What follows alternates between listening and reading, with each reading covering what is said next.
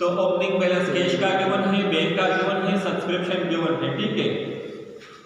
Page turn कर दे।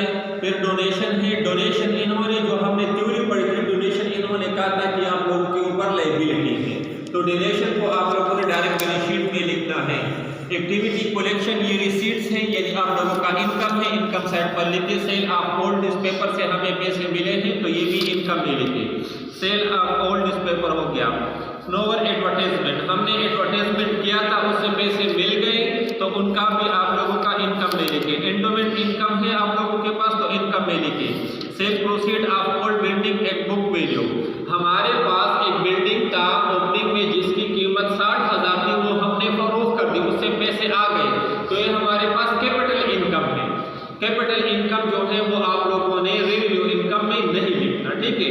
इसको opening asset लेंगे और वहां पे क्लोज कर देंगे। इसके बाद income from investment 10%, income from investment 10% और वो बनता है 4,000। अब इस क्वेश्चन में इन्वेस्टमेंट गिवन नहीं है, इनकम ऑन इन्वेस्टमेंट तो गिवन है लेकिन इन्वेस्टमेंट गिवन नहीं है, तो रिवर्स प्रोसेस करके आप लोग इन्वेस्टमेंट की वैल्यू मालूम करें। तो 4,000 इनकम है और ये एक इन्वेस्टमेंट का 10% है, तो अगर रिवर्स करेंगे तो हमारे पास कितना बन जाएगा, 40,000 बन जाएगा, ठीक है। किस तरह करेंगे, 4,000 मल्टीप्लाई बाय 100 डिवाइड बाय 10, तो रिवर्स जाकर इन्वेस्टमेंट आप लोगों ने फाइंड आउट करना है 40,000 और ये हमारे पास शुरू में मौजूद था। अब इसके बाद जो पेमेंट साइड है वो में है न्यू बिल्डिंग कंस्ट्रक्टेड, 75,000 का हमने एक नया बिल्डिंग बनाया, लेकिन ये कैपिटल एक्सपेंडिचर है, ये आप लोगों ने यहाँ पर नहीं लिखने बल्कि बैलेंस शीट में लिखते हैं। स्नोवर हमारे पास इनकम है, स्नोवर क्या है, आप लोग जो एडवर्टाइजमेंट करते हैं, कप हो गया या लोगो हो गया, उसकी एडवर्टाइजमेंट करते हैं, उसके लिए हमने पेमेंट किया था 2,000 का, तो ये आप लोगों का एक्सपेंस है, एक्सपेंस साइड पर लिखे। सैलरीज एक्सपेंस है और सैलरी में आप लोगों के पास आउटस्टैंडिंग भी है, तो एक्सपेंस में सैलरी लिखे, इधर क्या सैलरी 6,000 और इसका आउटस्टैंडिंग भी लिखे 1,200, तो आप लोगों का टोटल सैलरी इसमें इंक्लूड हो जाएगा। फिर पोस्टेज है, इसका भी आउटस्टैंडिंग है, लिख ले। टेलीफोन इसका भी आउटस्टैंडिंग है, वो भी लिख ले और अपना कीमत भी लिखे। इलेक्ट्रिसिटी मेंटेनेंस एक्सपेंस है, न्यूज़पेपर एक्सपेंस है और क्लोजिंग बैलेंस है, ठीक है।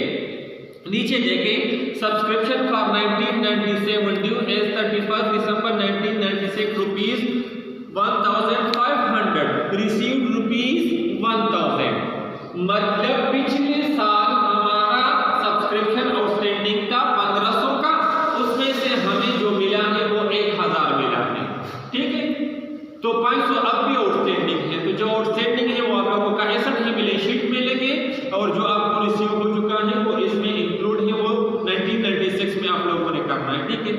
फिर एडवांस हमें मिला है 1998 का 1,200 रुपए, तो जो भी एडवांस अमाउंट आप लोगों को मिलेगा, थ्योरी में हमने पढ़ा था कि एडवांस आप लोगों के ऊपर लायबिलिटी है, तो इसको आप लोगों ने बैलेंस शीट में डायरेक्ट लिखना है। ड्यू फॉर 1997 रुपीज 800, 1997 के लिए हम कैलकुलेशन कर रहे हैं, तो 97 के जो ड्यू है वो आप लोगों का एक्चुअल इनकम है, वो आप लोगों ने इसमें लिखने हैं, क्लियर।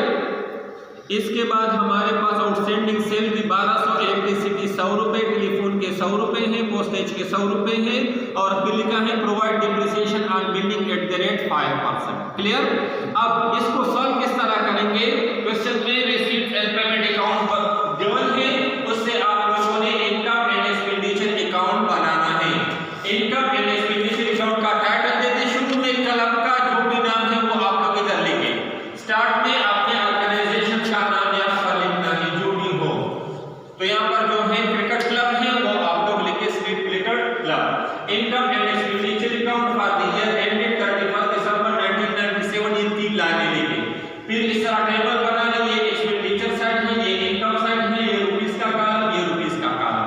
तो सबसे पहले आप लोग आ जाए इनकम साइड पर। बाय सब्सक्रिप्शन, क्वेश्चन में जो हमें सब्सक्रिप्शन गिवन था वो आपको था 12,000 रुपए का। सब्सक्रिप्शन का ये करना है कि आप लोगों ने करंट ईयर का सब्सक्रिप्शन लेना है, पिछले ईयर का जो हो और जो फ्यूचर का साल हो उसको आप लोगों ने माइनस करना है, सिर्फ करंट ईयर का जो सब्सक्रिप्शन है वो अपना इनकम कंसीडर करना है। तो सब्सक्रिप्शन टोटल 12,000 था। इस 12,000 में 1996 के 1000 रुपए इंक्लूडेड, टोटल तो ड्यू था 1500, लेकिन हमें रिसीव हुआ है 1000, तो वो इसे 1000 माइनस कर दे, क्योंकि 12,000 में 1096 का इंक्लूड है वो आउट कर दे।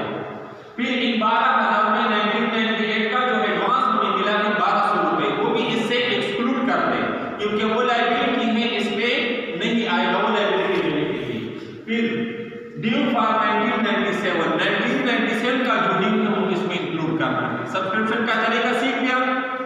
पिछले साल का जो ड्यू होगा वो इससे माइनस होगा, अगले साल का जो ड्यू होगा वो इससे माइनस होगा, करंट ईयर का जो रिसीव है और जो ड्यू है वो आपस में जमा करके आउटसाइडर पे लिखे, यदि वो आप लोगों का इनकम है। फिर मैंने लिखा है एक्टिविटीज कलेक्शन, जो एक्टिविटीज हमने की है उससे हमें पैसे मिल गए हैं, ट्रेनिंग दी है, क्रिकेट के स्टूडेंट अगर उसको ट्रेनिंग की एक्टिविटी कर दी, उससे जो पैसे मिल गए फीस वगैरह के शक्ल में, वो 6,900 है, वो इनकम में आप लोग लिख लें। सेल ऑफ न्यूज़पेपर, हमारे पास जो न्यूज़पेपर पुराने हो जाते हैं तो वो उसको हम फरोख्त करते हैं, जब फरोख्त करते हैं उससे जितने भी पैसे आ जाते हैं वो इनकम है, इनकम में लिख ले कितना है 300 रुपए। स्नोर एडवर्टाइजमेंट, देखिए क्रिकेट जब मैच खेलते हैं तो वहां पे एडवर्टाइजमेंट आते हैं, साइन बोर्ड पे लिखा होता है ना कि ये फला चीज का है, जेडाट का है या पेप्सी का है या इजी पैसा का, जो एडवर्टाइजमेंट करते हैं तो उस एडवर्टाइजमेंट से हमें पैसे मिल गए हैं कितने 5,800, ये आप लोगों के इनकम है और वो इनकम साइड पर लिखिए। फिर है एंडोमेंट इनकम, आप लोगों ने किसी बंदे ने एंडोमेंट दिया है, उससे जितना भी इनकम आया है वो इनकम साइड पर लिखिए 3,000। इन्वेस्टमेंट इनकम फ्रॉम इन्वेस्टमेंट, हमने किसी ऑर्गेनाइजेशन में इन्वेस्टमेंट किया था, उस इन्वेस्टमेंट में हमें 4,000 का इनकम मिल गया, तो ये आप लोग इनकम साइड पर लिखिए। क्लियर? इसके बाद आ जाए एक्सपेंस साइड पर, क्या है सबसे पहले स्टोर, यानी हमने कोई लोगो कोई पिक्चर वगैरह खरीदे थे, उसका टोटल खर्चा हो गया 2,000। क्लियर? फिर इसके बाद सैलरी, हमारे पास जो मजदूर थे या जो लोग थे जिनको हमने सैलरी की है वो है 6,000। अब 6,000 में एक बंदा है या हमने उस बंदे को सैलरी नहीं दी है, जो अभी तक हमारे ऊपर लायबिलिटी है, मतलब क्या हो गया 6,000 का खर्चा हमने पे किया है नवंबर तक, दिसंबर का खर्चा जो है वो हम जनवरी को पे करेंगे, लेकिन चूंकि हम रिकॉर्ड कर रहे हैं 31/12/97 तक, तो वो भी इसमें इंक्लूड कर दें, क्योंकि इसी साल का खर्चा है लेकिन अभी तक पे नहीं किया है, पे करना है। तो यहाँ पर आप लोगों ने जो खर्चे की है, चाहे पे की हो चाहे पे ना की हो, on the basis of accrual basis account आप लोगों ने उसको रिकॉर्ड करना है। तो खर्चों में रिकॉर्ड कर दे 1200, टोटल खर्चा सैलरी का हो गया 7,200 का। फिर पोस्टेज हमने खरीद, पोस्टेज क्या है, स्टैंप वगैरह आप लोगों ने खरीदे हैं 500 के और पैसे भी दी हैं, पर पोस्टेज आप लोगों ने खरीदे हैं लेकिन उसके 100 रुपए अभी तक बकाया है, मतलब इस साल जो हमने पोस्टेज खरीदे हैं वो है 600 रुपए के, जिसमें हमने 500 रुपए पे की है और 100 रुपए अभी मजीद पे करने हैं। टेलीफोन के जो खर्चे हैं, पूरे साल का खर्चा कितना है 600 रुपए। अब टेलीफोन के बिल जो अभी तक हमने अदा की है वो 500 के हैं और सब अभी भी आउटस्टैंडिंग है, मतलब दिसंबर का बिल जो है वो जनवरी में आता है, तो अभी तक तो पे नहीं किया है, लेकिन वो 100 रुपए का चार्जेस है वो आप लोग यहाँ पर इंक्लूड कर दें और टोटल एक्सपेंडिचर में रिकॉर्ड कर लें। इसके बाद इलेक्ट्रिसिटी का टोटल खर्चा 700 इस साल का हुआ है, 700 में 600 पे की है, 100 पे करने हैं, लेकिन खर्चा तो है, इसको रिकॉर्ड कर दें। फिर मेंटेनेंस एक्सपेंस, हमने पिछो वगैरह की मेंटेनेंस की है, वहां पर साइन बोर्ड वगैरह की मेंटेनेंस की है, उस पे खर्चा आया है कितना 12,000 का, उसको रिकॉर्ड कर दें। न्यूज़पेपर हमने खरीदे हैं तो क्लब के अंदर न्यूज़पेपर आ रहे हैं 500 के, वो खर्चा है रिकॉर्ड कर दें। फिर डिप्रिसिएशन, इन्होंने कहा था कि 5% डिप्रिसिएशन आप लोग चार्ज कर दें, तो बिल्डिंग की जो कीमत है हमारे पास वो है 75,000, जो हमने जो बिल्डिंग, तो 75,000 का 5% कैलकुलेट कर दे तो आप लोगों का आ जाएगा 3,750। क्लियर? अब मैंने इनकम साइड को जमा कर दिया, क्योंकि इनकम साइड ज्यादा है, जो साइड ज्यादा होगा लेजर में वो पहले ऐड करना है। तो इनकम साइड मैंने जमा कर दिया तो 30,600 रुपए आ गया। इस 30,600 रुपए को मैंने डेबिट साइड पर भी लिख लिया। इस 30,600 में से ये खर्चे माइनस कर दिए तो 3,250 रुपए मेरे पास ज्यादा आ गया। अब जब हम ट्रेडिंग ऑर्गेनाइजेशन कर रहे थे तो 3,250 रुपए को हम नाम देते थे profit. Yes. Non trading organisation में अगर क्रेडिट साइड ज्यादा हो और डेबिट साइड कम हो तो इसको नाम देंगे सरप्लस या इसको नाम देंगे एक्सेस ऑफ इनकम और एक्सपेंडिचर। क्योंकि इनकम ज्यादा है और एक्सपेंडिचर कम है तो या नाम दे दे सरप्लस या नाम दे दे एक्सेस ऑफ इनकम और एक्सपेंडिचर। मतलब हमारा इनकम खर्चों से ज्यादा है। अगर आप लोगों का डेबिट साइड ज्यादा है और क्रेडिट साइड कम है तो इसको क्या नाम देंगे? एक्सेस ऑफ एक्सपेंडिचर और इनकम या इसको शॉर्ट नाम देंगे डिफिशिएंसी या डेफिसिट। क्लियर? तो ये क्या हो गया? हमारा इनकम एक्सपेंडिचर बन गया। हमें इस साल जो मुनाफा हुआ है इस क्लब को 3,250 का मुनाफा हुआ। क्लियर? कोई मसला तो नहीं है। इसके बाद हम क्या करेंगे? बैलेंस शीट बनाएंगे। बैलेंस शीट का वही फॉर्मेट है जो हम पढ़ रहे हैं एज ऑन 31 दिसंबर 1997। यहां पर लिखा है फॉर द ईयर, यानी ये पूरे साल का इसमें रिकॉर्ड है। यहां पर लिखा है एज ऑन या एज एट जो भी लिखते हैं मौजूदा अभी ये पोजीशन है। अभी अगर एक ट्रांजैक्शन हो जाए तो पोजीशन चेंज होगा। तो मैं कह रहा हूं एज ऑन या एज एट अभी ये पोजीशन है। क्या पोजीशन है? कैश हमारे पास 300 रुपए का पड़ा है। यहां पर आप लोगों ने क्लोजिंग बैलेंस उठाना है। क्या करना है? Closing balance. कैश 300 का पड़ा है, बैंक में 11,600 रुपए पड़े हैं। बिल्डिंग हमने 7,500 का खरीदा था, उसमें से डिप्रिसिएशन माइनस करें 3,750 तो बिल्डिंग की मौजूदा कीमत 71,250 रुपए। इन्वेस्टमेंट 40,000। अब ये क्वेश्चन में मौजूद नहीं है लेकिन मैंने किस तरह फाइंड आउट कर दिया?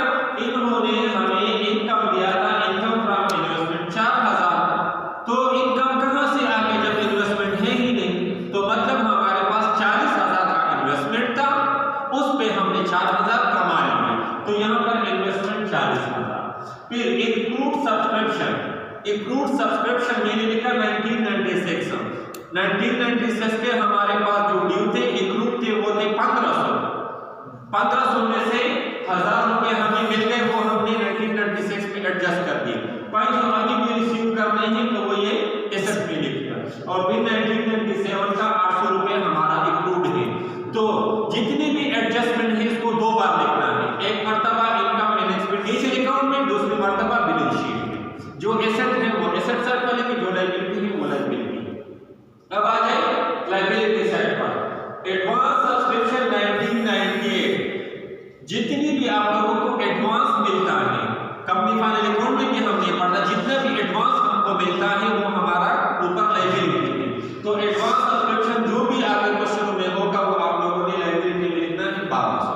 तो एक मर्तबा यहाँ पे माइनस कर दें और यहाँ पर लिख लिया।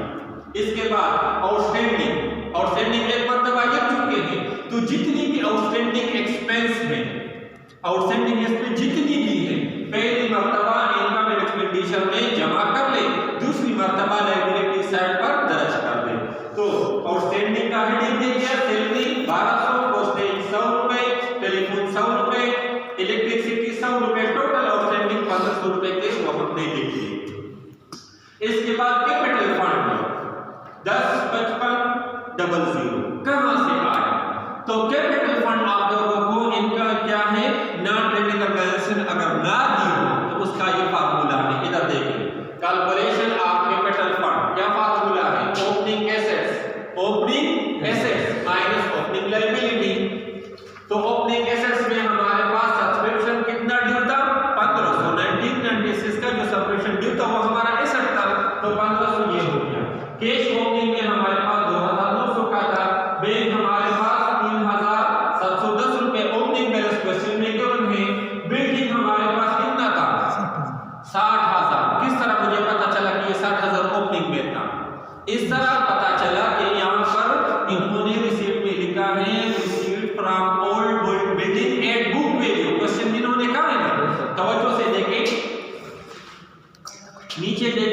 है cell proceed of old building at book value, यानी हमने जो बिल्डिंग फरोख्त किया था, अगले पेज पे, इस पेज पे इधर देखें, बिल्डिंग हमने फरोख्त किया था, उससे हमें पैसे मिल गए 60,000 रुपए।